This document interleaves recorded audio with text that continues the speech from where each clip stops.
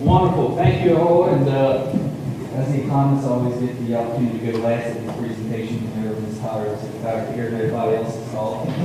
But hopefully if we're talking about money, dollars and cents, keep your eyes open a little bit. As Terry mentioned, and Josh alluded to, I am also from UC Shore, Maryland, Delmarva Peninsula.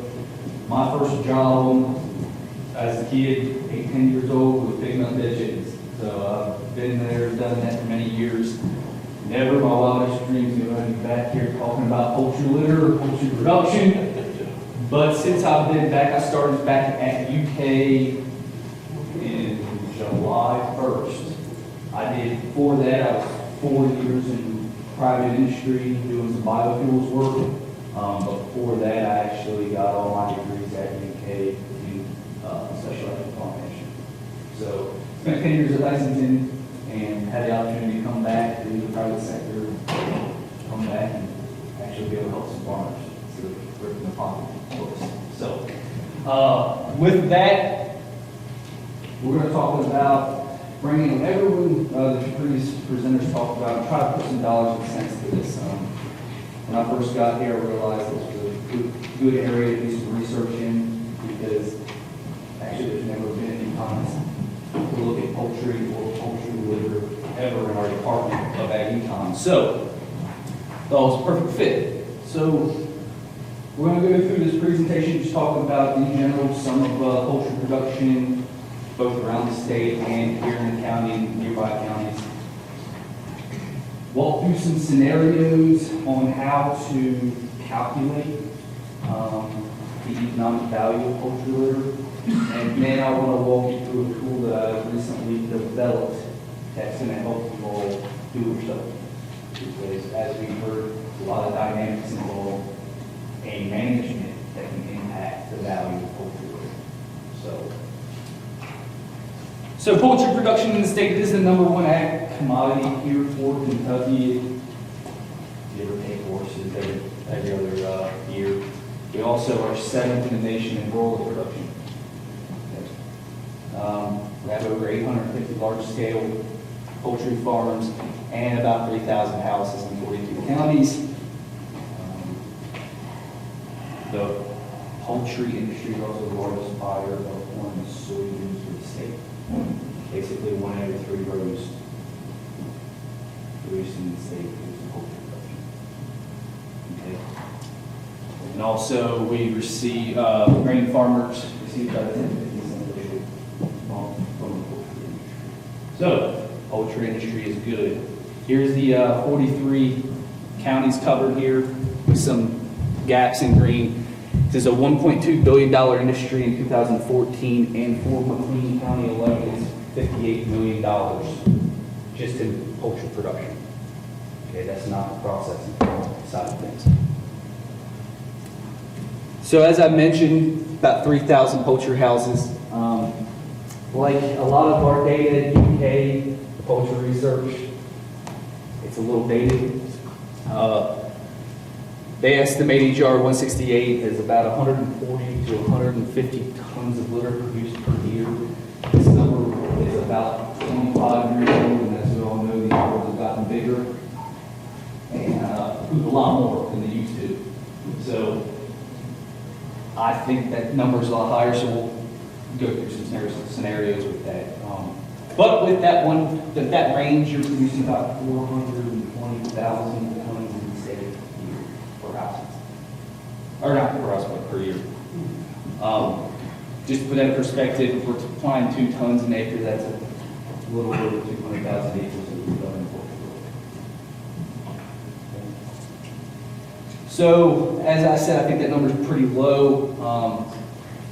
But here it is with 200 tons per house. So you're looking at being able to cover almost 300,000 acres. And if it's at that 250 tons per house, covering a lot more acres in the state. Here in McLean County, thanks to Carrie, got me some numbers.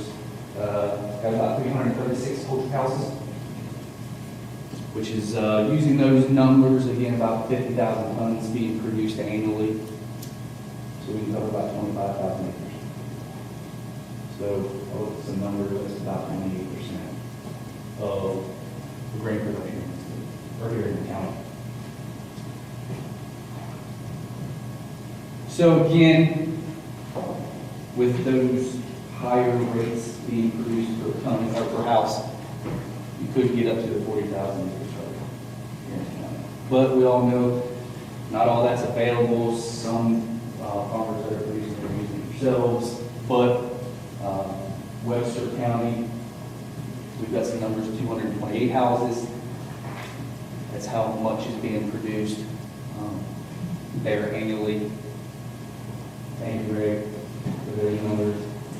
Ohio County, 160 houses. So we've got, and then Davis County has 70 houses, and these are broiler houses, not counting their production or layers. So, obviously, we talked about how great poultry litter is today, but what's the value? Okay, a lot being produced. We've heard a few things today. Factors to consider with value poultry litter production. First things first, soil test values. Okay, measure your soil to see if you even need to apply poultry litter. Okay. Also, while you're measuring your soils, measure your litter. We'll go through some data that shows why that's important. Okay, it's not a stable fertilizer that you can expect the same amount of NPK year after year, load after load. Okay. Commercial fertilizer prices. That's what we compare these values to poultry litter. What have we seen the past year in fertilizer prices do? Down, right? So we should expect the value of poultry litter to go down. That's what we've got to benchmark against. When fertilizer prices are high, the value of poultry litter is going to be high. Okay. Talked about this, hammering this in when it's applied. Spring versus fall application will impact the value, whether you incorporate it or not, whether you have a winter cover crop. Now, we can argue about if those numbers are right or not and the degrees of that, but it will impact that. And then you're hauling, how far you got to haul to go pick this. If you're lucky, you have it on farm, these will be accessible. So soil tests. I'm sure everyone is aware of AGR1. This is recommendations here for corn, for P&K, and this is for soybeans, and as Edwin alluded to earlier, greater than 60 on the P and greater than 300 on K. We do not need to apply any poultry. Okay. So again, do we even need litter? Is the first question we have to ask ourselves. If no, don't apply. If yes, then measure your litter. So, as soon as I got here, Edwin had this graph, a vast treasure trove of data that he'd been sitting on. And as the economist, one of our things to do is get data. So, luckily, we had it being collected. So, he's analyzed 700 plus. It could be more now. I've got 700 samples of poultry litter across the state. We've looked at. So here's the first graph. This is the actual pounds of nitrogen per ton of poultry litter. This is the frequency, so the number of occurrences in that range for maybe 700 samples. So you can see most occurred here at the 50 tons of nitrogen per ton. Or 50 pounds of nitrogen per ton of poultry litter. Okay. Here's the same thing for phosphorus. You can see that's about 57 pounds. Okay. Same thing for potassium. So here's the average NP and K modes, so which one occurs the most? Minimum and maximum values. What can we see here? highlighted in red, you can see the number. Exactly. Huge amount of variability, which to me, that means there's a lot of risk involved. If you're not measuring poultry, how do you know what you're getting? You're just getting what you need. Okay. So, we talked about today what management strategies can impact the commercial fertilizer equivalent or nutrient availability, using words interchangeably, of poultry litter. Again, spring versus fall. Incorporate or not incorporating poultry litter. Winter cover, okay? So we've got research that's shown about 80% P and 100% K will be there as the commercial fertilizer equivalent. Okay? But it's that nitrogen that we worry about, losing that value. Okay? So again, as Josh alluded to, basically 0% nitrogen broadcast involved on power. So don't expect to get any nitrogen value of your poultry litter. So, this is another graph here.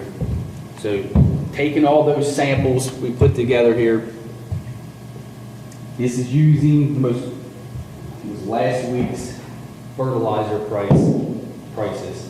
Okay, here's the value of poultry litter at 40% nitrogen availability, commercial fertilizer equivalent, and that 80%, 100% for P and K. This is alarming to me that today's price is that there is a 50% chance, if you don't measure your litter, the value is less than $40 a ton.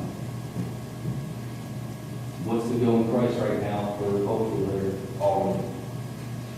About $40 a ton. So if you don't measure, there's a chance that you're going to... You talk about $40, spread, or Spread, yes. litter, clean out, all in there. All in. If you're not measuring, you got a 50% chance of being less than that, given that wide variability. Okay? So right here's a chart we're going to fill in. Here's that $40. This is the number of samples that were less than that. Out of that over 700 samples collected. And you can see as we increase and decrease price, that risk changes. Okay? So if you at $45 a ton all in spread, there's a 75% chance that that value is going to be less than that if you're not measuring, if you don't know what you're getting. Okay? If you start decreasing that value all in cost, that percentage observations decreases, the risk is smaller, but you're going to need that. Basically, make a return on your payment.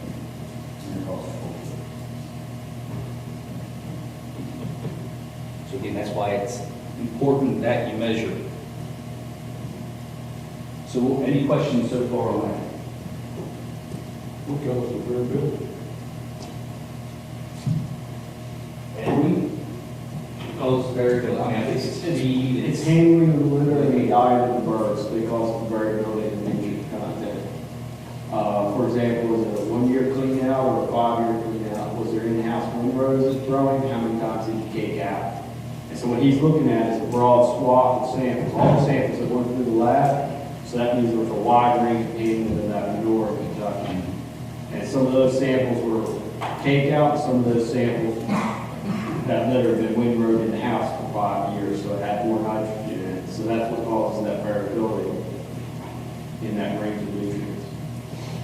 Well, any of the samples have been like after 1 litter or 2 litters. Could have been. Just anyone that was sampling litter and sent it in to see what they had. That one that was 7 pounds of nitrogen, I leaned over here and said something to him. I said, did they even have chickens on that on that litter? You know, I mean, that's an oddball one. But that's exactly right. You don't you don't know exactly what's going into that pile, whether it was a whole house clean out or a cake out, or maybe cake had been put into that storage facility a couple years in a row, and then they dumped some whole litter on top of it from the whole house.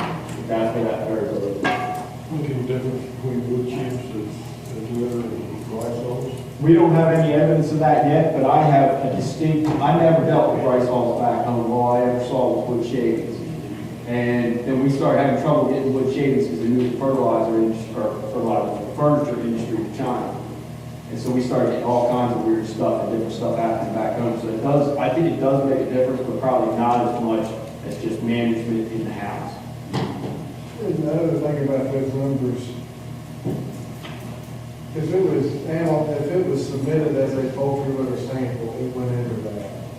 But we don't know, when I initially got all those numbers, they came through regulatory service, the same place you carry a soil sample to submit to the UK, same people run those. So I was initially trying to see if you're not going to test, could we decide if Tyson has this range of manure, Purdue has this range of analysis, just see if we could get a better number. But so few of them actually identified this is a Tyson house, or this is a Purdue house, or this is a Calhoun house. So that was part of the problem.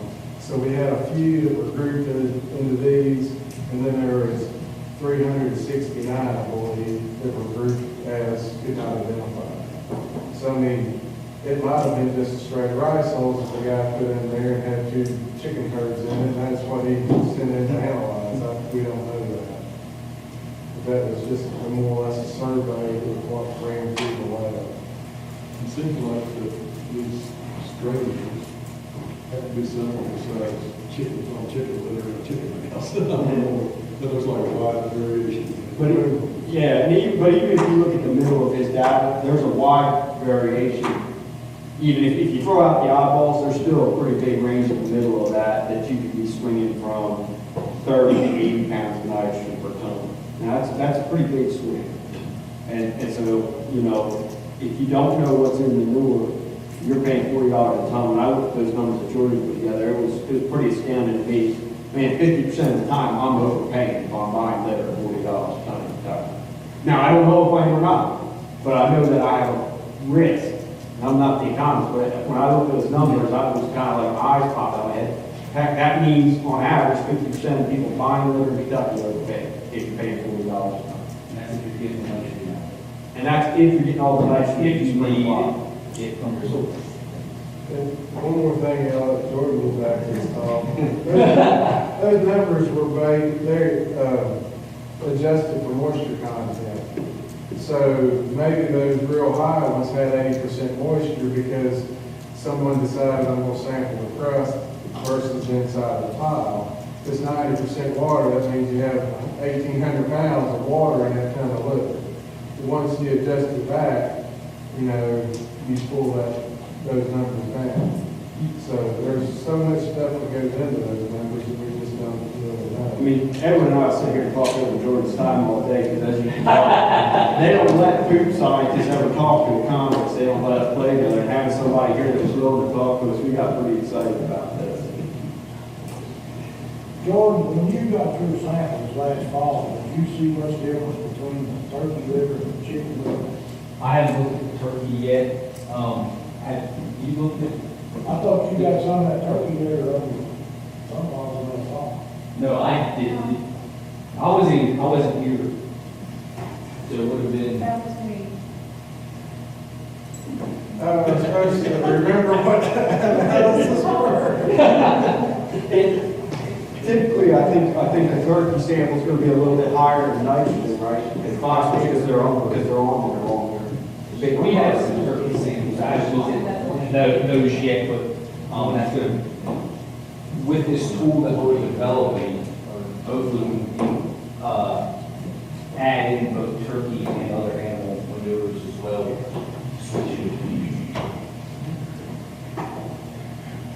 So we're going through a few scenarios here. So what nutrients are needed? So let's just say you've got 2 tons of, you're applying 2 tons an acre or 40, 90, 94, that's available, and it costs you $40 a ton. Okay? Soil test P, soil test K. See, 30 and 220. So according to the AGR1, we need about 120 pounds P, 100 pounds of K. So that poultry litter is pretty close to what we need. Okay. What if we have a soil test P of 180 and soil test K of 420? According to AGR1, we don't need any P or K. Right? So all we're doing here by applying this 2 tons is building up that soil test P. Josh and Ed alluded to, that can cause some environmental concerns, especially the Delmarva is facing right now. Okay, so really what you're doing is paying strictly for the nitrogen at about $2 a pound. Okay, that's 5.5 times what current pricing is. Okay. So again, talk about data. You actually have control of the value of poultry litter just by strictly management practices. So let's take this scenario. Same exact tons, same exact nutrient content. We're going to look at where you had the soil test P and soil test K of 30 and 220. Again, you need 120 pounds of P and 100 pounds of K. Spring application on fallow land, okay, at $40 a ton, times 2 tons an acre, gives you a cost of $80.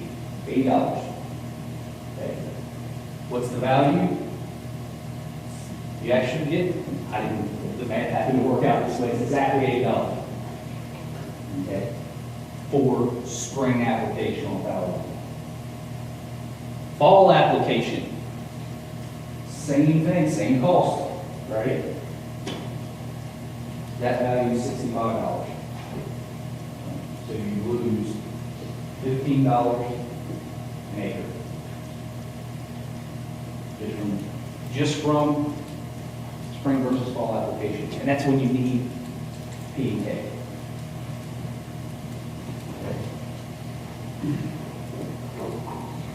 So what about this scenario when you don't need P or K because you have high soil test levels? Okay. Still spring application on fallow land, cost is still $80, right? Value is working.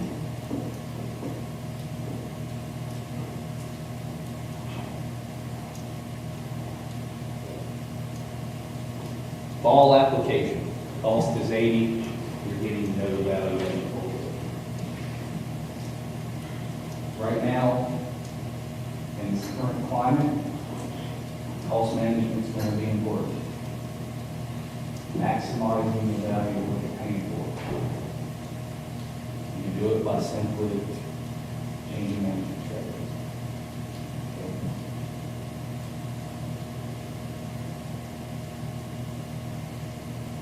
So we'll go through a scenario. This is the same nutrient content, but we're just going to look at various levels of nitrogen availability.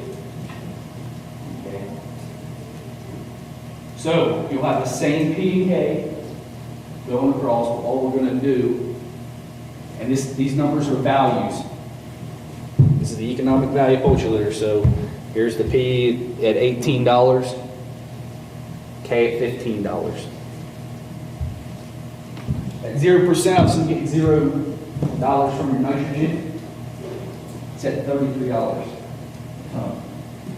Okay. Increase it to 10, it's 35. 20%, 37. 30%, 38. 40. 50%. Okay. So if you're paying $40 a ton, what nitrogen availability do you need? What percent?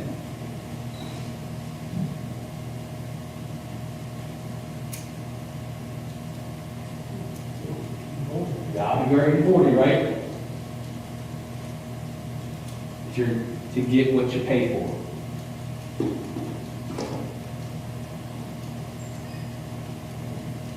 So this chart, obviously I mentioned before that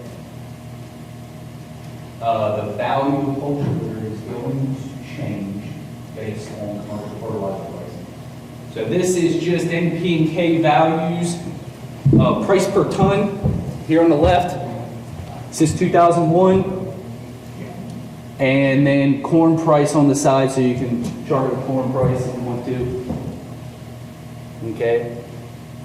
So we're going to look at a sensitivity. Same exact scenario, same amount of nutrients. Okay. We're going to look at that 40% number for nitrogen. So your available nutrients are 20, 45, and 47 pounds per ton. So we're going to look at 3 different scenarios. Today's prices, what happened in 2008 when prices were high, and then in 2003 where the prices were low. Okay. So here is today's prices. As we mentioned before, we have here's today's per pound pricing of commercial fertilizer. This is the value of the equivalent in poultry litter. Okay. During the peak, 2008, what is the value? Almost $65 a ton. Okay. Let's look here. 2003, the prices were pretty low. What's the value? Almost 20 bucks. So it's going to vary year to year. So not only is your soils are changing, your poultry litter nutrients are changing, your management strategies impacted, and commercial fertilizer prices are going to impact the value. So quick recap here. Talked about poultry production, talked about the importance of measuring both soils and litter, talked about the risks involved with not measuring, the impact on commercial fertilizer equivalent and fertilizer price volatility. So we've talked this whole time about $40 or a cost of $40 per ton all in, okay? That is delivered for the litter itself, clean out, deliver, and spread. But what if we just wanted to buy the litter and haul it ourselves? Okay. How far can you haul to acquire litter? So, we've got some assumptions here. Again, that same nutrient content of poultry litter. We're just going to assume a $25 unit price, a little high, of purchase price, and that includes clean out. $25 a ton. We're going to assume that it costs you about $5 a ton to spread it. Okay? So for the hauling side of things, we've got labor and fuel.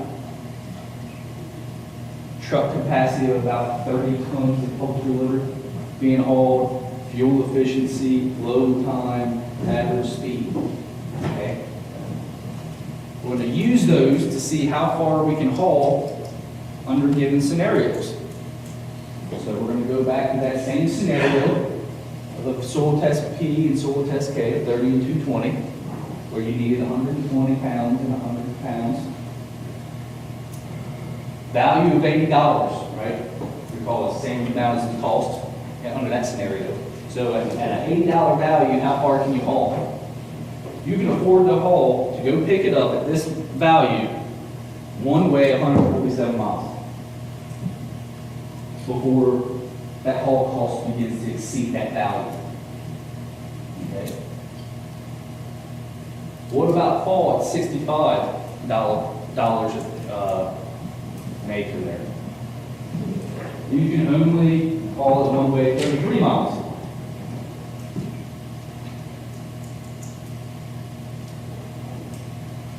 So what happens when it's zero? We had a value of 15. You remember how much minus hauling, it costs $30 a ton, right? Well, that value's only 15. How far can you haul it? You ain't gonna be able to haul it, right? Same thing when there's zero value, you ain't hauling it anywhere, okay?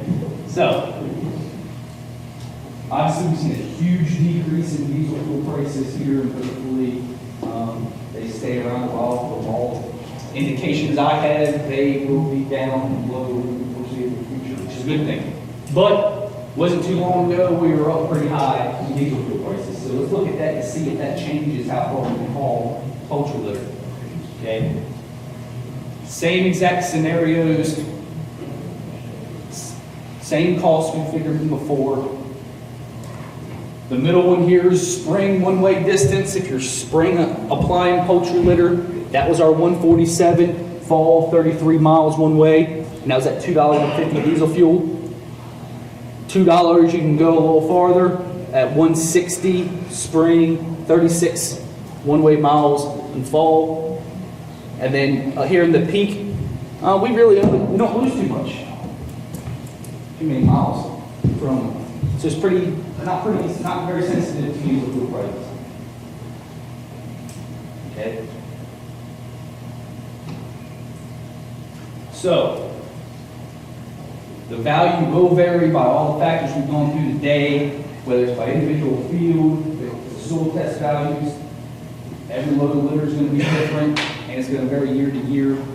So, we want to make this easy for you to determine yourself. And so that's what I've done a lot of work here the past couple months to develop this tool.